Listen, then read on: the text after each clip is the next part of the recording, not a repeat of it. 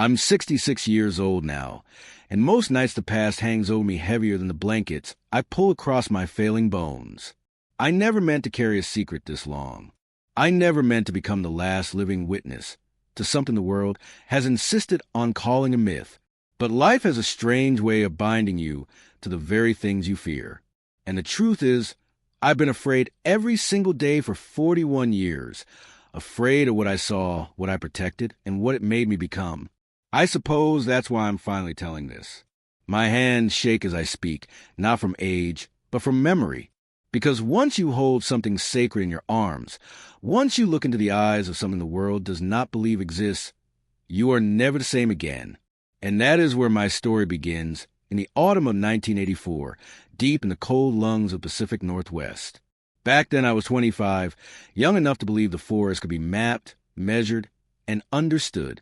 I came with a duffel bag full of notebooks, a worn field kit, and the kind of naive confidence only a recent graduate in wildlife biology could carry. They assigned me to observe elk migration patterns around the foothills of the Cascades. Quiet work, lonely work. I thought solitude would strengthen me. Instead, it hollowed me out. The rain never stopped in those days. It drummed on the tin roof of my cabin, like a steady reminder that I was small.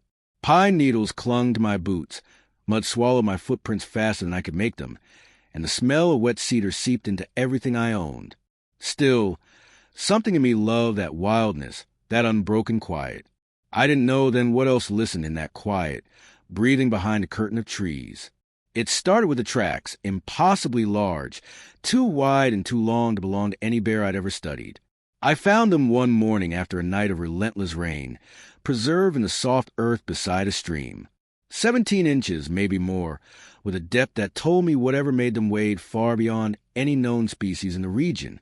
I knelt beside them, tracing the outline with numb fingers, feeling the cold seep through my gloves. For a moment I convinced myself they were distorted by runoff or exaggerated by erosion, but no amount of rationalizing could explain the shape. 5 distinct toes, a clear arch, a stride longer than any human could manage. The forest around me was silent in a way that felt intentional, like it was holding its breath. If I had known what was coming, I might have turned back. But the foolish curiosity of youth nudged me forward. That afternoon, the storm rolled in faster than the forecast warned. The sky turned the color of bruised steel, and the wind whipped through the treetops with a mournful howl. I should have headed back to the cabin. Instead, driven by the urge to mark the direction of those prints, I followed them along the ridge. Rain blurred the forest into a wash of greens and grays. The ground softened beneath each step, and then the earth simply disappeared under me. I slid down a steep ravine, hitting roots and rocks until I landed hard at the bottom. Pain shot my leg, sharp and nauseating. When I tried to stand, my ankle folded under me. I knew immediately it was sprained, maybe worse. The storm swallowed my cries. The shadows thickened. And then I heard it. Deep, steady breathing, too slow and too deliberate to be an animal stumbling blindly in the dark. Every instinct screamed to stay still, but fear made my hands tremble violently. The sound moved closer, measured and unhurried. Branches snapped in a rhythm that felt almost human. My heartbeat thundered in my ears. I remember gripping a fallen branch like a weapon, though it shook so badly it might as well have been a twig. Lightning split the sky, illuminating the ravine in a stark white flash. And in that moment I saw it. A massive silhouette stood at the tree line, taller than any man I'd ever known, broad as a barn door, covered in thick, rain-soaked hair that hung in tangled mats. Its shape should have terrified me, but it was the eyes that rooted me in place, dark, reflective, and startlingly aware. It didn't move like a beast. It didn't even breathe like one. It watched me the way a person watches someone in pain, with a strange mix of caution and concern. When it stepped forward, my breath hitched. I tried to lift myself, to scramble away, but my leg collapsed under me. The creature paused, making a low, rumbling sound unlike anything I'd heard before, soft, almost questioning. And then it did something I still struggle to explain. It reached out, not fast, not aggressively, just gently, almost reverently, placing its enormous hand near my injured leg without touching it, as though asking permission. Its fingers were thick, tipped with blunt nails, caked with dirt and pine sap. Steam rose from its warm skin where the rain struck it. I should have been petrified. Instead, some fragile thread of trust formed in that moment, thin as spider silk, but real enough to hold me still. When its hand finally touched my ankle, I flinched from pain, not fear, and the creature, this giant, impossible being, let out a sound of unmistakable sympathy. Then, with startling ease, it lifted me in its arms as if I weighed nothing. My head rested against its chest, where I felt the deep, steady thrum of its heartbeat. The rain softened to a distant hiss. The wind faded, and all I could smell was damp fur and the sharp, earthy scent of moss. It carried me through the forest with purposeful steps, avoiding rocks and fallen branches with a care no wild animal should possess. My mind struggled to keep up with what my body already knew. This thing wasn't a monster. It was something older, something gentler, something capable of choices, and it had chosen not to leave me there. When it ducked into a hidden cave, laying me near a small fire built from damp wood that somehow still smoldered, I realized I had crossed a threshold I could never step back over. The creature sat beside me, silent, watchful, as though guarding me from the storm itself. And as the firelight flickered across its features, revealing a face both alien and heartbreakingly familiar, one truth settled in my chest with the weight of destiny. I wasn't the one who had discovered it. It had found me, and nothing in my life would ever be the same again. I woke the next morning to the sound of water dripping rhythmically from the cave's ceiling, each drop echoing like a faint heartbeat. For a moment, I couldn't remember where I was. My ankle throbbed, my clothes clung to me with the sour smell of dried rain, and my throat felt raw. But then I saw it. Sitting just beyond the firelight, motionless, its dark eyes reflecting the flickering flames. The creature hadn't slept. It watched me with the stillness of an ancient sentinel, as though my survival mattered more to it than its own rest. When our eyes met, something passed between us, quiet and strange, like the first fragile thread of a bridge forming. Even then, injured and bewildered, I sensed that whatever bound us had already begun tightening. Its presence never felt accidental. When I tried to move, pain stabbed in my swollen ankle, and I bit back a groan. The creature responded instantly, crawling closer with a gentleness that didn't match its size. It placed a handful of crushed leaves near me, their scent sharp and medicinal, and motioned for me to press them against my leg. I hesitated, unsure if this was instinct or knowledge, but the earnestness in its gesture softened my doubt. The moment the leaves touched my skin, a cool numbness spread upward, easing the fire beneath the bruises. Somehow it understood, healing better than most people I knew. In those early days, I barely spoke aloud. Silence felt safer, more respectful. But the creature made its own sounds, soft grunts, whistles, breathy hums that reverberated through the cave. They weren't random. They carried intention, rhythm, tone. When I mimicked them clumsily, it tilted its head with what I could only describe as surprise. For the first time, it made a sound that felt unmistakably like laughter, deep, rumbling, almost embarrassed. That laugh broke something open in me. It chipped away at my fear and replaced it with curiosity, then something warmer, something that frightened me in a different way. Trust. Days turned into weeks. My ankle healed slowly under its watchful care. When the swelling finally faded and I could stand, the creature walked with me outside the cave, never more than a few steps behind. It moved with a grace that defied its enormity, navigating fallen logs and slick moss with the ease of something born of the forest. Sometimes it glanced back at me with a quiet patience, as though reminding me not to rush.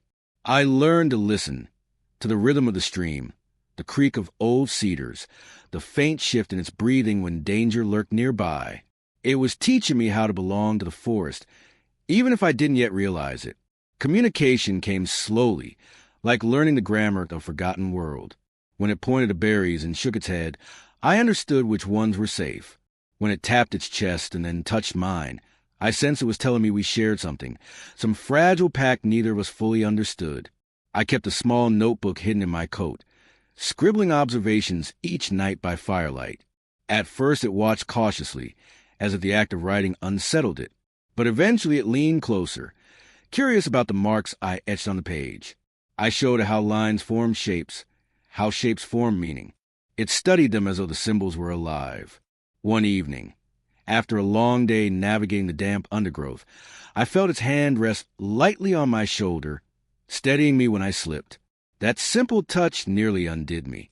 It had been years since I felt anyone place a hand on me with that kind of quiet care. My younger brother had been the last. Losing him in that river accident had carved a hollow space inside me, a space I spent years pretending didn't exist. But the creature seemed to sense it without words. Sometimes it sat close enough that our shoulders brushed, as if sharing its warmth was its way of filling the void. The first winter together came early. Snow drifted through the trees like falling ash, softening the forest into a white, muffled world. My lungs caught a chill, and fever wrapped itself around me like a tightening fist. I remember shivering uncontrollably, struggling to stay conscious while the creature hovered nearby with restless urgency. It brought heated stones, placed them near my sides, lifted me when the cold seeped too deep. It searched the forest for herbs, returning with handfuls of pungent roots and bark that tasted bitter but eased the fire in my chest. I don't remember much of those fevered days, only the sensation of its hand gripping mine whenever my breathing faltered. Somehow, miraculously, I survived. When the fever broke, the creature let out a low, relieved exhale that still echoes in me after all these years. By spring of 1985, our bond had grown into something neither human nor animal could define. I sensed intelligence in every choice it made, every precaution it took. It guided me around unstable cliffs, walked on the outer edge of trails to shield me, and once, when a cougar leaped from the brush, threw itself between us with a roar that rattled the ground. The fight was brutal, primal, terrifying, but the creature defended me with ferocity that made my throat tighten with gratitude and fear. When it returned to me bloodied yet triumphant, I understood that loyalty had taken root between us. Loyalty so deep it demanded something of me in return. I began to explore farther with it. It showed me streams where trout glimmered like silver sparks on the surface, hidden spaces where ancient trees grew twisted and enormous, and once a cliffside with a valley opened into an endless tapestry of green. But the more it revealed, the more I sensed something unspoken weighing on it. Its gaze often drifted to the distant ridges, shoulders tense, breath held. I didn't understand until the helicopters came. Late that summer, the distant thump of rotors shook the treetops. The creature stiffened immediately, eyes widening with a fear I'd never seen from it. I felt the forest change. Birds fell silent. Deer vanished into the brush. Through the gaps in the trees, I saw flashes of dark uniforms moving like shadows against the snowless ground. They weren't hikers. They weren't rangers. They were searching. And the creature knew they were searching for something dangerous. That night, long after the helicopters faded, it took my hand for the first time, gripping it tightly, almost desperately. Its eyes shone with a warning I couldn't yet comprehend. And in that trembling silence, a terrible truth settled over me like frost. Whatever hunted it had just entered our world. And whether I wanted it or not, I was now part of the reason. The warning the creature pressed into my hand that night never loosened its grip on my mind. Even when the helicopters vanished beyond the ridge and the forest exhaled again, I felt something shift between us, a silent understanding that the world outside had begun pushing in, cracking the fragile boundary we had built. The creature paced the cave for hours afterward, its massive form passing in and out of the firelight like a restless spirit. Every few minutes it would glance toward the entrance, listening, sniffing, muscles coiled. I knew enough about animals to recognize fear, but this was different. This was memory. Something out there was familiar to it, and not in any way that brought comfort. A few days later, the forest delivered its first omen. I woke before dawn to find the creature gone, the embers in the fire still warm. At first I thought it had gone to forage, but the air held a tautness that made my skin prickle. When it returned, the sun was already high, and it limped into the clearing with a stiffness that made my throat tighten. Blood matted the fur along its thigh, dark and sticky, and when it sank heavily beside me, I saw the wound, a deep gash like something carved by metal rather than claw or tooth. My stomach twisted. With shaking hands, I cleaned the cut, discovering a shard of steel embedded at the center. Not a hunter's trap, meant for wolves or bears. This one was engineered, reinforced, military grade. Someone out there wasn't trying to catch anything. They were trying to contain it. As I removed the metal and wrapped its leg in strips of my own shirt, the creature watched me with an intensity one hadn't seen before. There was no pain in its eyes, only sorrow and something like apology. I didn't understand it then, but I would soon. That night, while it slept fitfully, I turned the metal shard over my hands, studying the faint serial numbers etched along one side. The numbers were familiar. I had seen similar codes during my studies in government wildlife archives, files that hinted at classified operations in remote regions, unexplained disappearances, odd restrictions placed on maps. A cold certainty crept through me. I wasn't the first to stumble into its world. Others had known. Others had hunted. And now they were back, driven by a need to understand. I hobbled to my old field station the next morning, a place I hadn't visited in months. My notebooks lay where I'd left them, coated in dust. I dug through drawers until I found the journal from my graduate mentor, a man who vanished during an expedition in the 1950s. I had dismissed the final pages of his notes as rambling hallucinations from exhaustion. Tall figures in the fog, deep calls echoing through mountain passes, warnings etched onto cave walls older than any tribe remembered. But now, reading his words with new eyes, I felt a sharp chill run down my spine. He had not been imagining anything. He had been documenting them. He had discovered what I had, and he had paid dearly for it. When I returned to the cave, the creature was waiting outside, leaning heavily on a branch like a cane. It gestured for me to follow. We moved slowly through the forest, my breath turning to steam in the afternoon cold.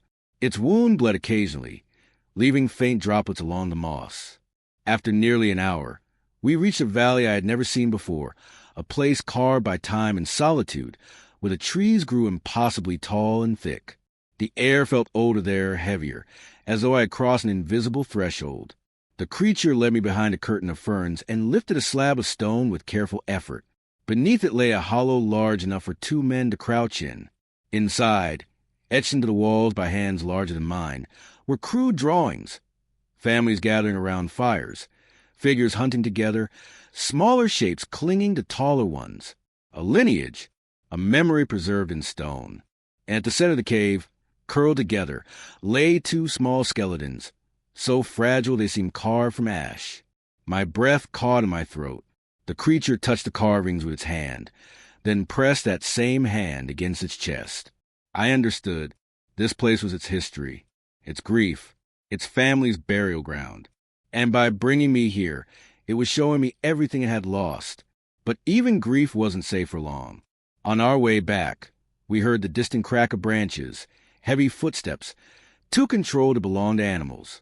The creature stiffened. Through the trees, I glimpsed dark shapes moving deliberately, weaving in formation. Men, armed. They were sweeping the forest in broad arcs, scanning the ground, the canopy, every hollow space. The creature grabbed my arm and pulled me sharply toward a cluster of fallen pines, motioning for silence. We crouched there, breath suspended, while the men passed so close I could see the mud on their boots and the tension in their jaws. They weren't searching randomly. They were tracking, and the tracks they followed were fresh. That night, my sleep was shallow and broken. When dawn bled into the sky, the creature was gone again. I waited, pacing the edges of the clearing, dread creeping through me like cold water. Hours passed. Then, just as the sun began its descent, it emerged from the trees, dragging a heavy pack in one hand. It dropped the pack at my feet and stepped back. Inside were objects I had never seen before, fragments of uniforms, torn maps marked with grids, and a small recording device caked in mud. I pressed a button. A distorted voice spilled out, orders, coordinates, references to anomalous bipedal signatures and containment protocols. They were closing in, not to study, not to communicate, to capture. The creature watched my reaction with unreadable eyes, but I felt its breath tremble. It knew. It had known longer than I had. That night, I sat beside it as the fire crackled softly, sparks drifting into the cool darkness. I confessed the truth I had never dared say aloud, that I feared what was coming far more than anything I had faced in the wilderness. It lowered its head, resting its forehead gently against mine. The touch was warm, almost painfully tender, and I understood it was offering comfort not just for the danger ahead, but for the choice I would soon be forced to make. Just before sleep claimed me, I noticed something clutched in its hand, a small stone carving, worn smooth from years of being held. It placed the carving in my palm, closing my fingers around it. Its weight was startling for something so small. When I looked up, the creature's eyes glowed softly in the firelight, filled with a depth I couldn't decipher. Only later would I understand the meaning of that gift. Only later would I realize it meant goodbye. I didn't sleep the night the creature placed that carving in my hand. It sat like a burning coal against my palm, its edges softened by time, its weight filled with meaning I wasn't ready to accept. Outside the cave, the forest pulsed with strange stillness, as if every living thing sensed a tightening noose around us. Even the wind seemed to hold its breath. The creature sat by the entrance, no fire to give our location away, only the dim shimmer of moonlight tracing the curve of its shoulders. It turned the moment I shifted, its eyes catching the faint silver light. I saw something there I had never seen before, regret, a quiet, aching sorrow that made my own chest tighten. I knew then that whatever was coming, it had already decided its place in it. I just hadn't been told yet. When morning came, the forest erupted with sound, not birdsong or wind, but the mechanical chop of helicopter blades slicing through the air. I staggered outside, the cold biting at my face, and saw them cresting over the ridge, 3 dark aircraft moving with predatory precision. The creature rose to full height, muscles rigid, gaze fixed on the approaching threat. I felt myself whisper, "We have to run," even though some instinct deep inside knew running wouldn't change a thing. It touched my shoulder gently, a heartbreaking calm in the gesture, and shook its head. For the first time since the day it saved my life, I felt real fear, not for myself, but for it. We retreated into the deeper forest, shadows slipping across us as we moved. The creature guided me with urgent but careful motions, its breath steady despite the growing hum of engines. My legs burned, lungs screaming as we ascended a narrow ridge. Then a distant crack split the air. Gunfire. Another shot, closer this time. Birds burst in the canopy in panic spirals.